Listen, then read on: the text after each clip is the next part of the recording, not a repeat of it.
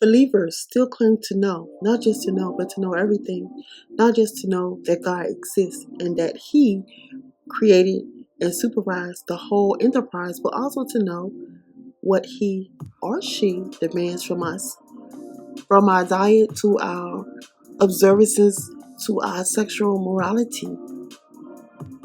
The argument with faith is the foundation and origin of all arguments because it's the beginning but not the end of all arguments about philosophy, religion, spirituality, science, history, and human nature. It is also the beginning but by no means the end of all disputes. Why? Precisely because we are still evolving creatures, eradicable. I honestly want you to trust nothing in this video. Go do your own research. Come to your own conclusion.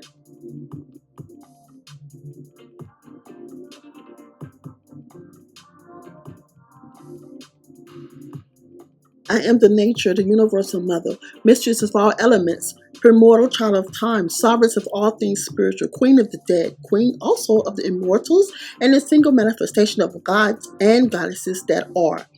My nod governs the shining heights of heaven, the wholesome sea breezes, the lamentable silences of the world below, though I am worshipped in many aspects, known by countless names, and propitiated with all manner of different rites, yet the whole round earth venerates me. The medieval Athenians call me Mother of the Gods. The Athenian sprung from their own soil call me Adamus. For the islanders of Cyprus, I am Aphrodite. For the archers of Crete, I am DIETIES. For the trilingual Sicilians, Stygian Prospering.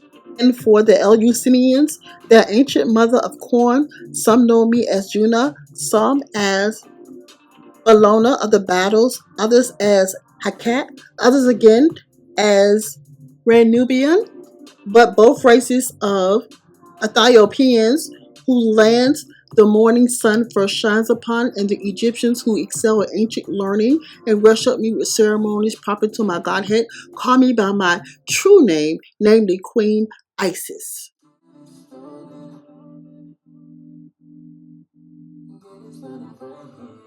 Ladies, this is an invitation to all women to join in the search to find out who we really are by beginning to know our own past, heritage as more than a broken and buried fragment of a male culture. And no, I'm not a feminist. In prehistoric and early historic periods of human development, religions exist in which people revered their supreme creator as female, the great goddess, the divine ANCETRESS, have been worshipped from the beginning of the Neolithic periods of 7000 BC into the closing of the last goddess temples about AD 500. Some authorities would extend goddess worship as far into the past as the Upper Paleolithic age of about 25,000 BC. Yet events of the Bible, which we are generally taught to think of as taking place in the beginning of time, actually occurred in historical periods. Abraham, first prophet of the Hebrew Christian God Yahweh, more familiarly better known as Jehovah, is believed by most Bible scholars to have lived no earlier than 1800 BC and possibly as late as 1550 BC. More significant is the realization that for thousands of years both religions exist simultaneously among closely neighboring people. Historical evidence all revealed that the female religion, far from naturally fading away, was the victim of centuries of continual persecution and suppression by the advocates of the newer religions, which held male deities as supreme. And from these new religions came the creation myth of Adam and Eve and the tale of the loss of paradise.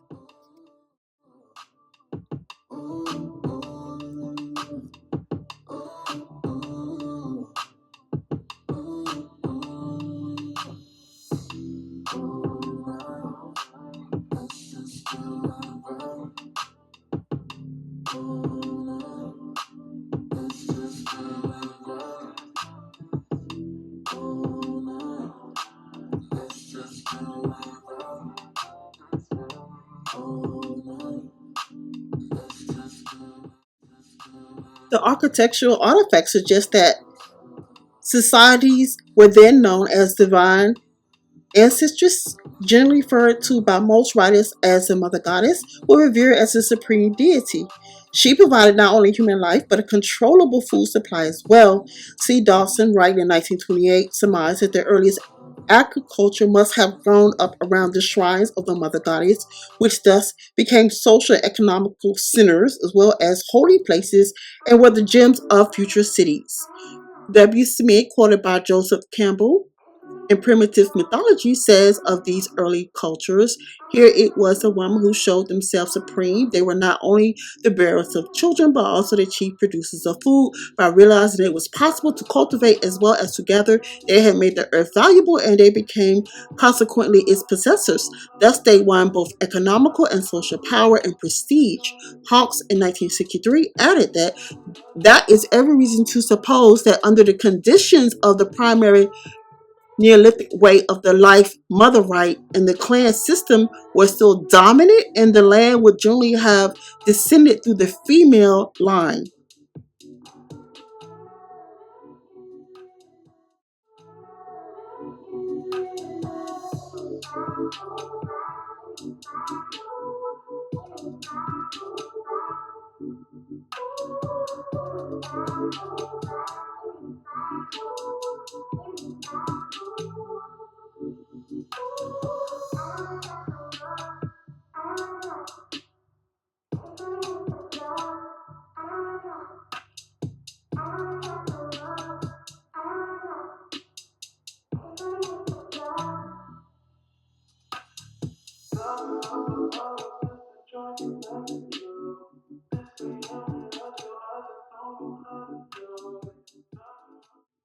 In order to find the golden mean between past, present, and future, it's helpful to have some goals or keys to keep in mind. The symbol of the key reminds us of responsibility and the ability to lock, access, or open a door. Keys involve a sense of stewardship and connectivity to something larger than ourselves. Their weight is familiar in our hands, and their sounds bring us comfort and awareness. Through them, we're able to unlock pieces of ourselves. The following three keys has been an intricate part of the modern tradition from the beginning. They provide basic guidelines that allow us to tread carefully into deeper territories. The first one is to know thyself. The second one is to maintain balance. And the third one is to accept responsibility.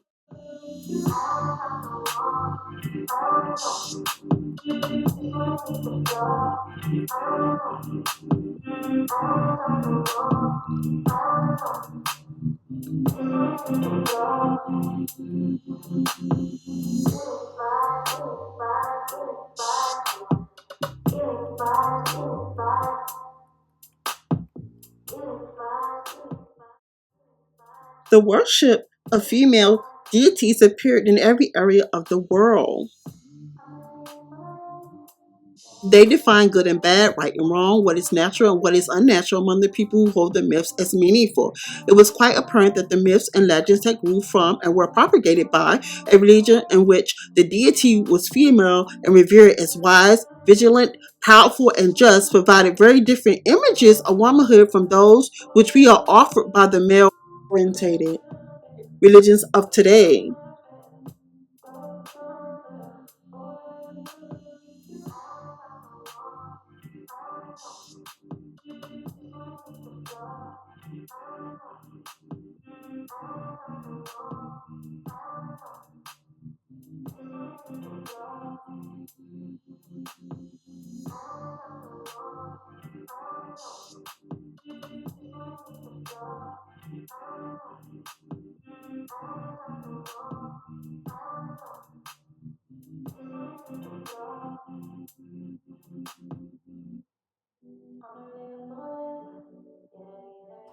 Allegedly, as a result of actual cultural evidence, The evasive wording and lack of explanation in the Bible, there is no question that in biblical periods of Canaan, the Levite priests of the Hebrews were in continual contact with the religion of the goddess, though the commanded destruction of artifacts has probably resulted in fewer archaeological finds in southern Canaan than the rest of northeast. Masses of evidence of the extensive worship of the goddess have been unearthed in all the other lands in which the Hebrews either lived or were in close contact, lands such as Egypt, Babylon, and northern Canaan.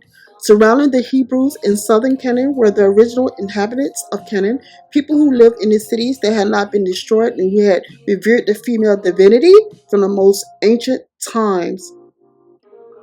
As revealed by the Bible itself, the adoration of goddess, even in the Hebrew capitals of Samaria and Jerusalem, even by those who was considered to be members of the tribes that followed the new religion of Yahweh, most especially their royalty and rulers, who did not seem to have been chosen from the Levite tribes, appears to be one of the major influential factors in the development of the Judaic and later the Christian attitudes.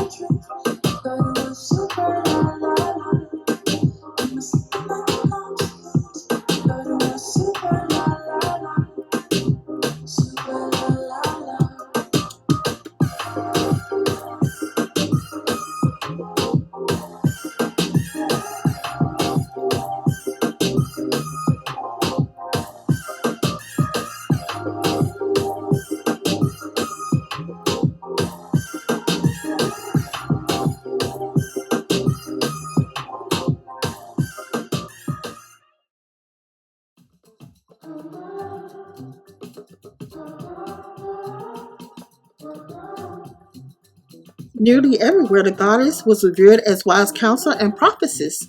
This Celtic heroine was the goddess of intelligence and knowledge in the pre-Christian legends of Ireland.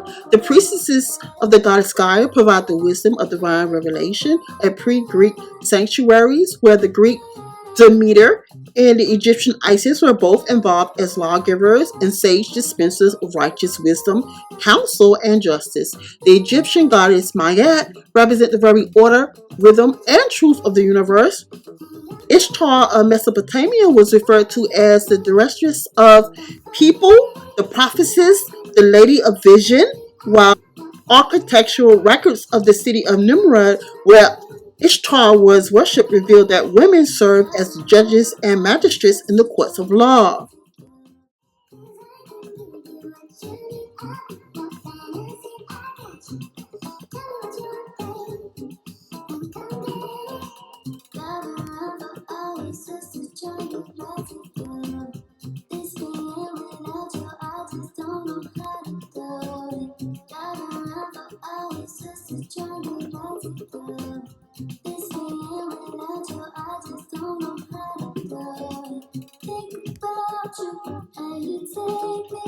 Thank you so very much for joining me. Thank you for the likes, the subscribes, the donations, the views. I love you for it, guys. Thank you so much. Quick shout out to, of course, the creator, my first love, as always, my ancestors, ascended masters, Archangel Michael and Gabriel. I love you. I love you. Thank you for protecting me. This is part 1. There will be a part 2. Put a lot of information in this video, but always remember, the final decision is yours. I'm not here to convince you of anything. I'm here to provide the information, and you decide what you need and throw out the rest. Echo kindness always. Much love.